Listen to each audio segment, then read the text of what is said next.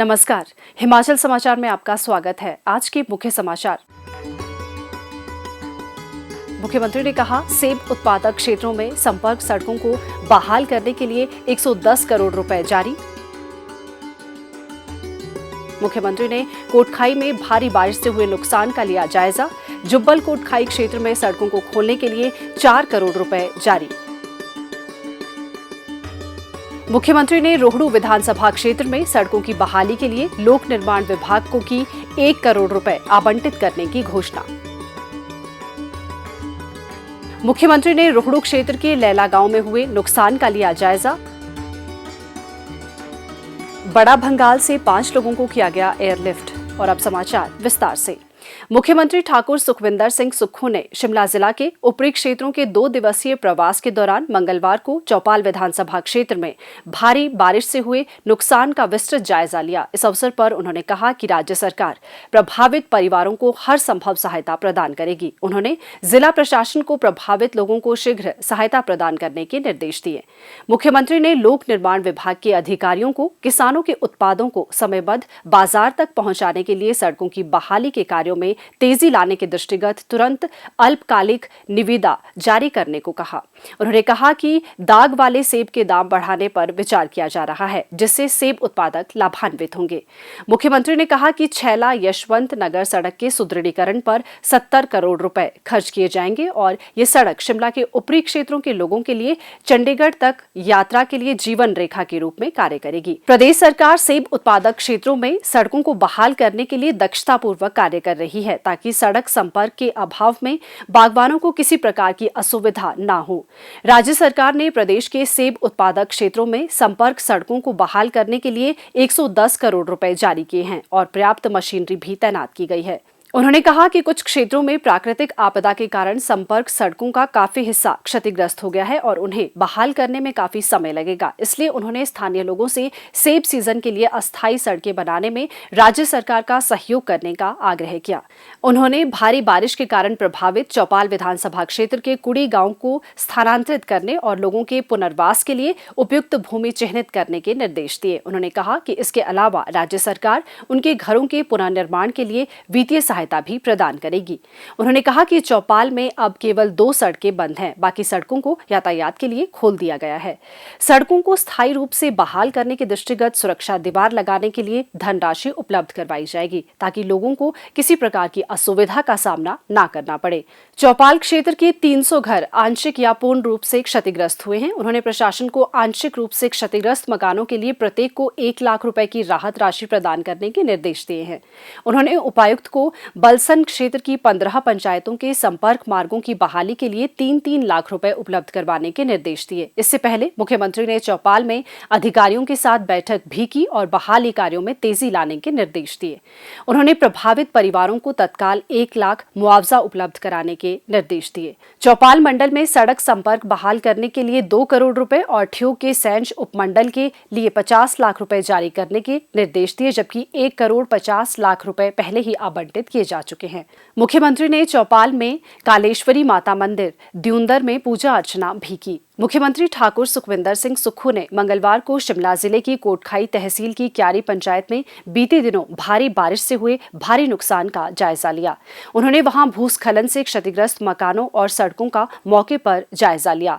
सड़क के पूरी तरह क्षतिग्रस्त होने के कारण मुख्यमंत्री लगभग 1 किलोमीटर तक पैदल चलकर क्यारी बाजार तक पहुंचे। इस अवसर पर मुख्यमंत्री ने लोगों को संबोधित करते हुए कहा कि प्रदेश सरकार आपदा से पीड़ित लोगों के साथ है तथा प्रभावित लोगों को सरकार द्वारा हर संभव सहायता प्रदान की जा रही है। मेरा मानना है कि इस आपदा के समय जो राहत अपने बागवानों को हम पहुंचा सकते हैं, उस दृष्टिकोण से हमारी सरकार कार्य कर रही है।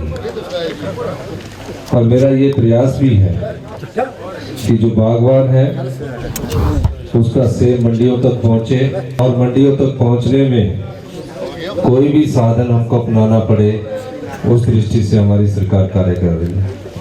110 करोड़ रुपया हमने जितने भी हमारे एप्पल ग्रोइंग डिविजन्स हैं, चाहे वो कुल्लू में है, किन्नौर में है, सिराज में है, शिमला के ऊपर पासावी जिले हैं, उनमें हमने आवंटित कर दिए हैं। इरिगेशंस के लिए जो पानी की स्कीमों के लिए भी हमने पैसा आवंटित कर दिया है। जब मैं कुल्लू की आपदा से निपटकर सचिवालय आया तो जब मैंने देखा कि रिलीफ मैनुअल क्या है, तो किसी का घर गिर जाता था तो 5,000 रुपये मिलते थे। पटवारी रिपोर्ट बनाता था, फिर 5,000 में 35,000 की रिपोर्ट होती थी, 5,000 मिलते थे। और उसके बाद किसी का पशु मर जाता था, काफ़ी रिपोर्ट लगती थी। मैंने अपनी आंखों से देखा, मैंने हिमाचल सरकार के रिलीफ मैनुअल को परिवर्तित कर दिया और 20 गुना जिसका मकान थोड़ा भी डैमेज है, 1 लाख रुपया उसके पार्शल डैमेज के लिए हमने इस आपदा के समय उसको हमने घोषित कर दिया। मैंने डिप्टी कमिश्नर महोदय को निर्देश दिए हैं, जिनको आपने 5,000 रुपया दिया है उनको सबको अपने 95,000 रुपया और देना है और 1 लाख रुपया की राशि मकान जिनके डैमेज हुए हैं उनको देनी है।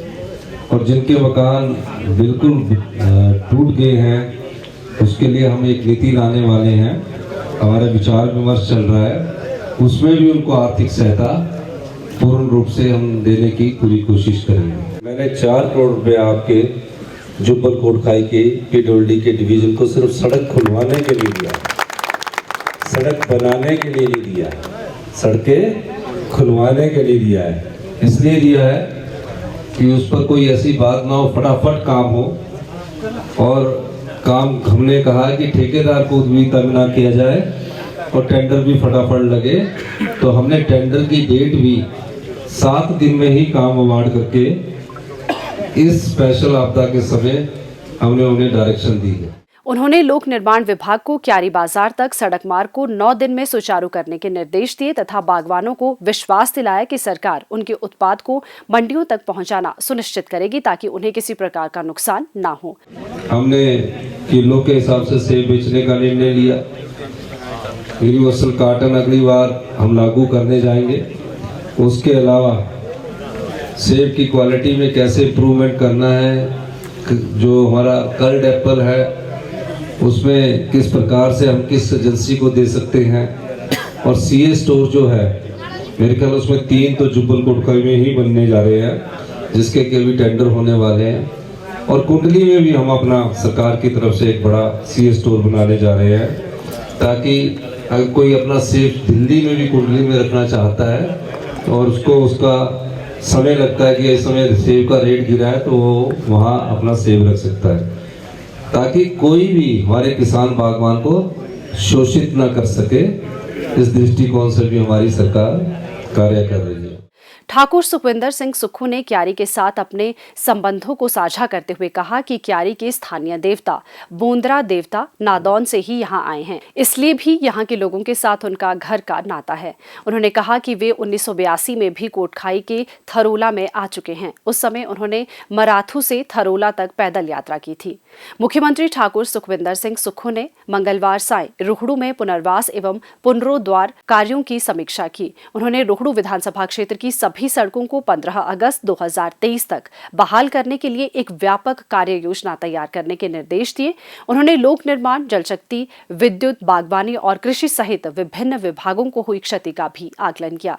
ठाकुर सुखविंदर सिंह सुक्खू ने रोहड़ू विधानसभा क्षेत्र में सड़कों की बहाली के कार्य में तेजी लाने के लिए लोक निर्माण विभाग को तत्काल 1 करोड़ रुपए आवंटित करने की घोषणा की। उन्होंने मुख्य एवं संपर्क सड़कों के महत्व को देखते हुए रोहड़ू, छोहारा, जुब्बल और कोटखाई विकास खंडों में क्षतिग्रस्त सड़कों के पुनर्निर्माण के लिए 1 करोड़ 20 लाख रुपए की अतिरिक्त राशि जारी करने के भी निर्देश दिए। बैठक के दौरान मुख्यमंत्री ने कहा कि किसानों और बागवानों के उत्पादों का सुचारू परिवहन और बाजारों तक पहुंच सुनिश्चित करना सरकार की सर्वोच्च प्राथमिकता है। उन्होंने सभी अधिकारियों को प्रतिबद्धता के साथ 24 घंटे इस दिशा में कार्य करने के लिए कहा। मुख्यमंत्री ने आवश्यकता अनुसार अस्थायी सड़कें निर्मित करने की आवश्यकता पर बल देते हुए कहा कि 15 अगस्त तक सभी संपर्क सड़कों को यातायात के लिए पूरी तरह से खोल दिया जाए। उन्होंने आश्वासन दिया कि राज्य सरकार द्वारा आपदा प्रभावित क्षेत्रों में स्थिति को सामान्य करने के लिए वित्तीय संसाधनों की कमी आड़े नहीं आने दी जाएगी। उन्होंने कहा कि भारी बारिश के कारण राज्य में 8,000 करोड़ रुपए से अधिक की संपत्ति का नुकसान हुआ है। रिपोर्ट के अनुसार रोहड़ू विधानसभा क्षेत्र में 34 घर पूरी तरह से और 819 घर आंशिक रूप से क्षतिग्रस्त हुए हैं। इसके अतिरिक्त आपदा के कारण 137 गौशाला और 21,000 सेब के पौधों को नुकसान पहुंचा है। उन्होंने कहा कि लोगों को राहत प्रदान करने के लिए विधानसभा क्षेत्र में पूर्ण रूप से या आंशिक रूप से प्रभावित 120 परिवारों को 1 करोड़ 9 लाख रुपए की राहत राशि जारी की गई है। मुख्यमंत्री ठाकुर सुखविंदर सिंह सुक्खू ने आज शिमला जिले की रोहड़ू विधानसभा क्षेत्र के लैला में हाल ही में बादल फटने से हुए नुकसान का जायजा लिया और प्रभावित परिवारों से मुलाकात की। उन्होंने आपदा में एक ही परिवार के 3 सदस्यों की मृत्यु पर गहरा दुख व्यक्त किया और परिजनों के प्रति अपनी संवेदनाएं व्यक्त की। उन्होंने आश्वस्त करते हुए कहा कि राज्य सरकार प्रभावित परिवारों को हर संभव सहायता प्रदान करेगी। मुख्यमंत्री ने उपमंडलाधिकारी नागरिक रोहड़ू को 12 घंटों के भीतर एक विस्तृत रिपोर्ट तैयार करने के निर्देश दिए हैं, जिसमें प्रभावित परिवारों को देय वित्तीय सहायता की रूपरेखा तैयार की जाएगी। उन्होंने कहा कि वे यहां प्रभावितों का दुख दर्द साझा करने आए हैं। ठाकुर सुखविंदर सिंह सुक्खू ने कहा कि सेब के बागीचों को हुए नुकसान के व्यापक आकलन का कार्य प्रगति पर है और प्रभावित बागवानों को बढ़ा हुआ मुआवजा प्रदान किया जाएगा। उन्होंने कहा कि राज्य सरकार ने राहत नियमावली में संशोधन कर मुआवजा राशि को कई गुना तक बढ़ा दिया है और नए दिशा निर्देशों के अनुसार प्रभावितों को राहत राशि प्रदान की जाएगी। इसके अलावा मुख्यमंत्री ने लैला में क्षतिग्रस्त नाले के तटीकरण की शीघ्र बहाली और बादल फटने के कारण क्षतिग्रस्त प्राथमिक विद्यालय की दीवार की शीघ्र मुरम्मत का आश्वासन भी दिया। उन्होंने कहा कि बादल फटने की घटना में कई घरों में मलबा घुस गया है। राज्य सरकार प्रभावित परिवारों का हर संभव सहयोग कर रही है। प्रदेश सरकार आपदा के कारण हुई त्रासदी से लोगों को राहत पहुंचाने के कार्य में निरंतर जुटी हुई है। राज्य के दूर दराज के क्षेत्र के लोगों को मूलभूत सुविधाएं उपलब्ध करवाई जा रही है। जिला कांगड़ा के दुर्गम क्षेत्र बड़ा भंगाल में पशुओं का लंपी वायरस से उपचार करने के लिए पशु चिकित्सकों की 4 सदस्यीय टीम को प्रभावित क्षेत्र में भेजा गया था। इस दौरान पशुपालन टीम ने 170 पशुओं का टीकाकरण और 50 पशुओं का उपचार किया। 7 अगस्त 2023 को पशुपालन टीम ने सैटेलाइट फोन के माध्यम से जिला प्रशासन को खराब स्वास्थ्य तथा पुल के निर्माण में कार्यरत व्यक्ति के गंभीर रूप से घायल होने की सूचना दी। प्रशासन द्वारा जानकारी मिलने पर त्वरित कार्रवाई करते हुए भारतीय वायुसेना की मदद से सेना के 2 चॉपर कांगड़ा एयरपोर्ट से बड़ा भंगाल के लिए रवाना किए गए। इस रेस्क्यू ऑपरेशन में सभी को सुरक्षित कांगड़ा एयरपोर्ट पहुंचाया गया। इसके उपरांत एयरपोर्ट से सभी को टांडा मेडिकल कॉलेज में उपचार के लिए भेज दिया गया। रेस्क्यू किए गए पशुपालन विभाग की टीम ने बड़ा भंगाल से एयरलिफ्ट कर गग्गल पहुंचाने पर आभार व्यक्त करते हुए कहा कि राज्य सरकार ने आपदा के दौरान हर हिमाचलवासी का ख्याल रखा। प्रदेश सरकार के ये सुप्रयास आपदा की घड़ी में मददगार साबित हुए। हिमाचल समाचार देखने के लिए सब्सक्राइब करें यूट्यूब चैनल हिमाचल समाचार, फॉलो करें ट्विटर @DPRHP, लाइक करें Facebook page information and public relations department Himachal Pradesh, visit करें वेबसाइट www.himachalpr.gov.in। इस अंक में इतना ही। कल फिर होगी मुलाकात। दीजिए इजाजत। नमस्कार।